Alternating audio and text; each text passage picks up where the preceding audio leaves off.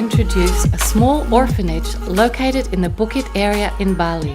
Currently, there are 36 beautiful children living here. This entire endeavor is run by a former teacher, Serafima, who has dedicated her life to helping children.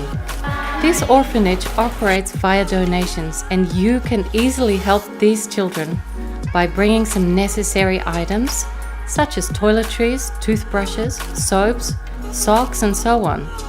But more importantly, they need your attention, someone they can play with, talk with, and experience your support. We know there are many of you who are ready to show kindness and support, not only with words, but with action. If you're on Bali, write us to join our next visit or contact the orphanage directly. Thanks for watching. Please like, subscribe and help to share that video.